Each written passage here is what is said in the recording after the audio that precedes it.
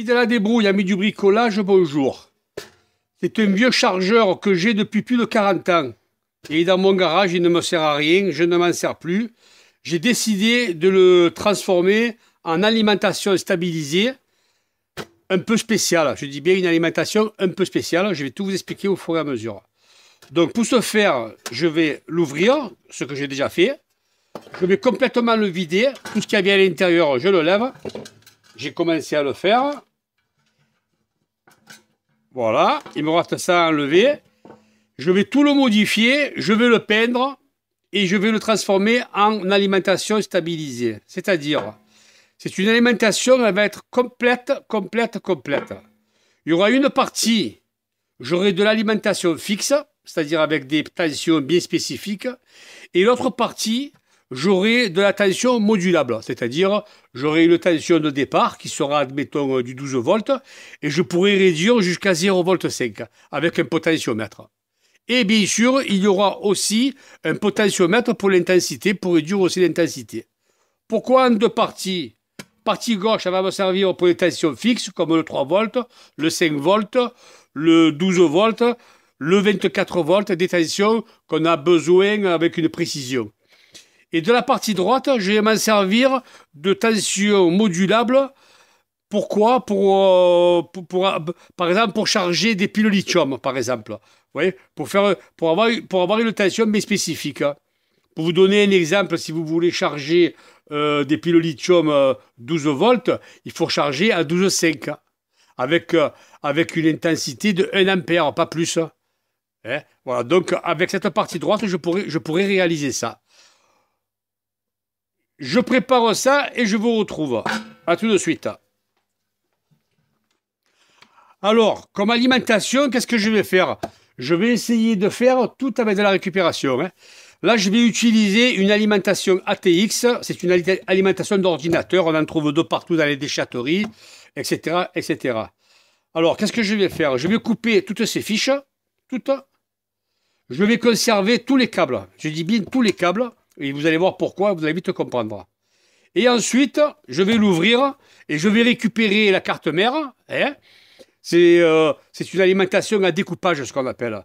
C'est pas des alimentations avec les transformateurs. C'est des alimentations qui coûtent cher, en règle générale, et elles sont précises. C'est pour ça que je prends une alimentation d'ordinateur, une ATX, et en plus, elles ont des puissances pas négligeables, comme par exemple, vous avez en 12 volts, vous avez du 20 ampères, en 5 volts, vous pouvez avoir du 25 ampères, et en 3 volts, vous pouvez avoir du 28 ampères. Vous voyez que c'est pas négligeable. Et avec tout ça, on va transformer, on va faire ce que je vais réaliser.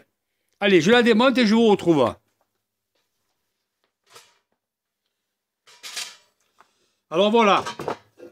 L'ancien chargeur de batterie, je l'ai complètement vidé. Donc, je vais tout fixer là-dessus. Hein, tous les boutons, les manos, etc., etc. Tout sera fixé là-dessus. Je filerai un petit coup de peinture. OK.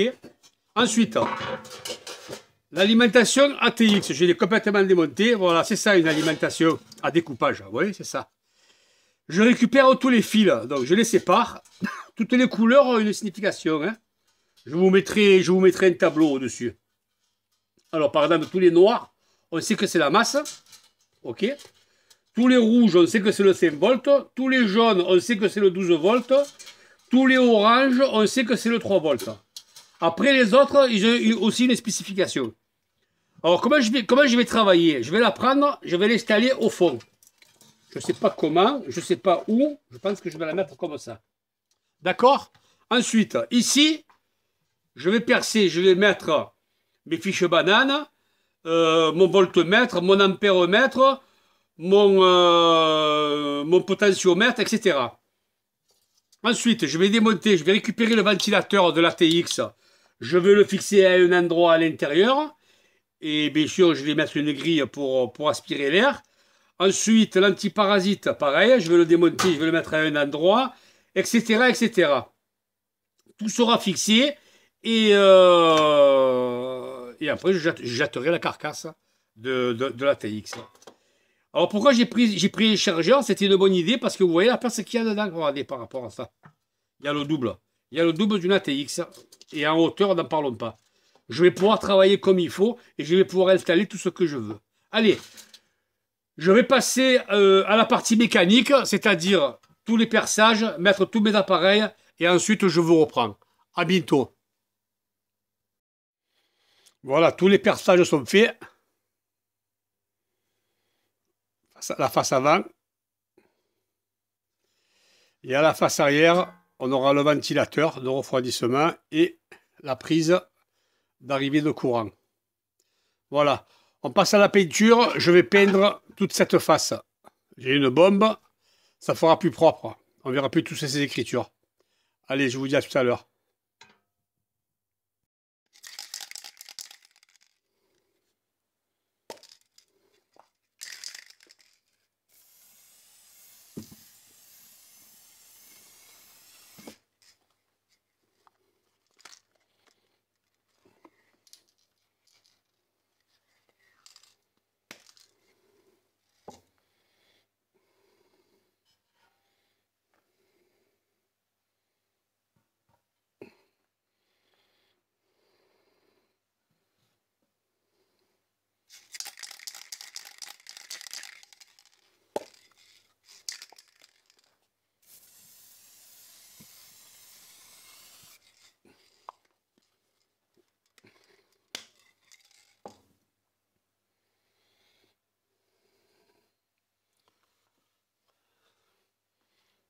Voilà, on laisse sécher et ensuite on installe tous les composants.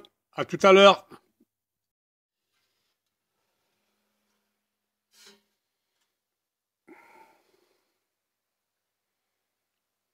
C'est autre chose hein, après la peinture. Face avant et face arrière. Voilà, le cache, lui, il restera à sa couleur d'origine, c'est-à-dire en rouge. Voilà pour une récupération, voilà ce que ça donne. Allez, on passe au montage des composants et je vous reprends. Alors, amis de la débrouille, voilà, donc j'ai terminé le montage. J'ai fait le câblage hors ligne. Il me reste encore une ou deux bricoles à faire. Je vous mettrai les schémas en haut, au-dessus. Je ferme et ensuite on passe à la démonstration. J'ai même fait une poignée sur le... Allez, je vous dis à tout de suite pour la démonstration. Alors, amis de la débrouille, amis du bricolage, voilà. On va faire un tour du propriétaire. Je vais vous présenter donc la nouvelle machine et je vais vous dire tout ce qu'elle a et toutes les options que j'ai mises dessus. On va commencer par l'arrière. À l'arrière, nous avons l'entrée 220 volts. C'est une prise récupérée sur un ordinateur. Hein, c'est les prises PC. Mâle et femelle. La mâle, c'est pour brancher le courant. La mâle, c'est pour brancher un cordon PC, comme ceci. Donc, il se branche en bas.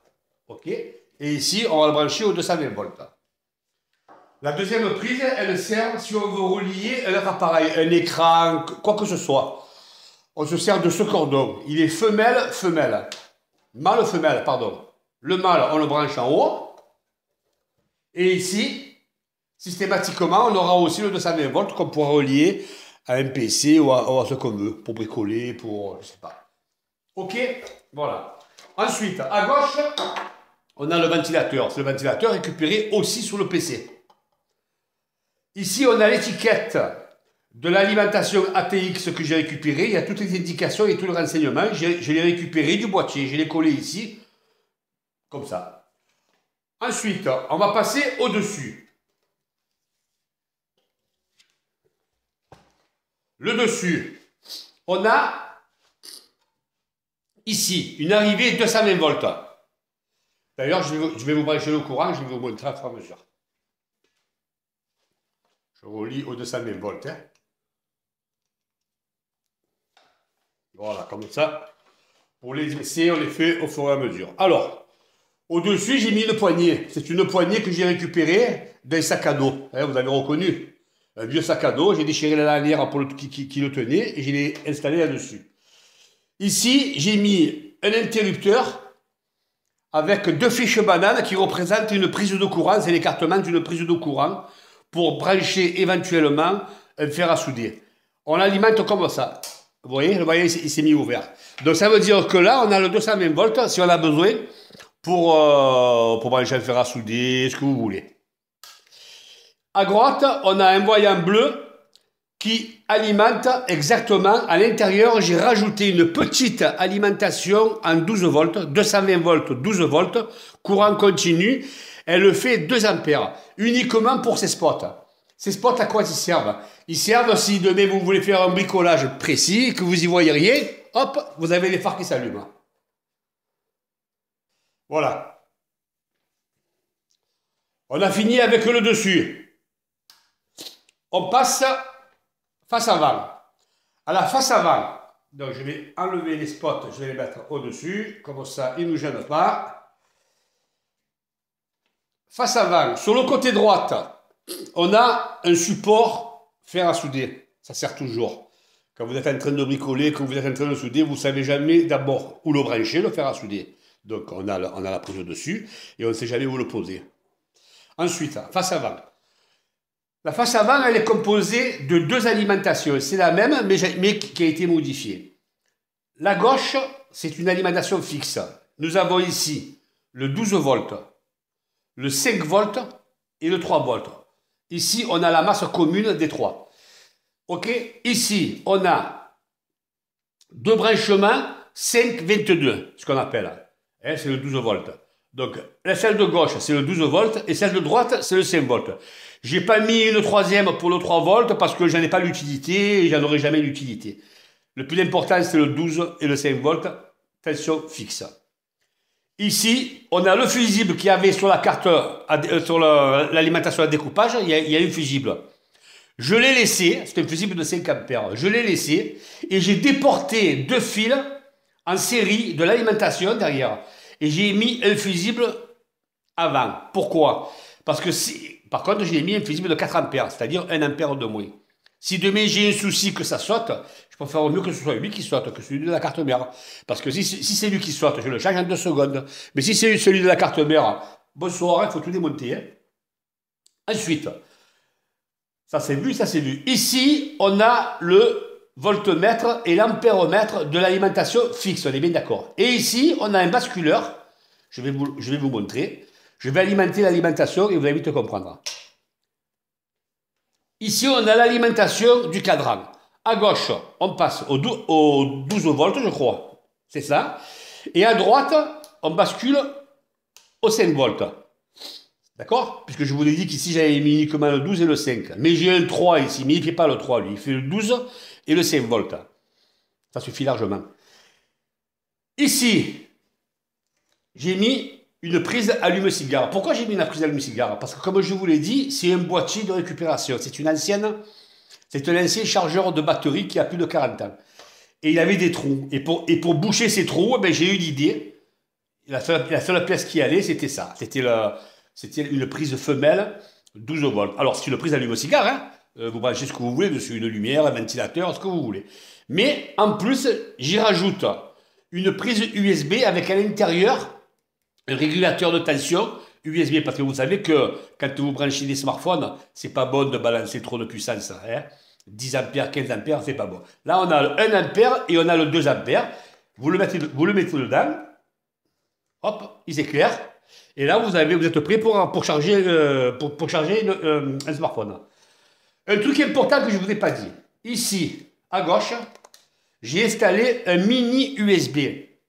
Le mini USB, c'est le mini USB-C, le fameux USB-C, qui va sortir en 2024, qui sort en 2024, et qui va alimenter tous les smartphones et tous les appareils qui seront rechargeables. C'est la norme mondiale, c'est même pas la norme européenne, c'est la norme mondiale, même Apple va s'incliner.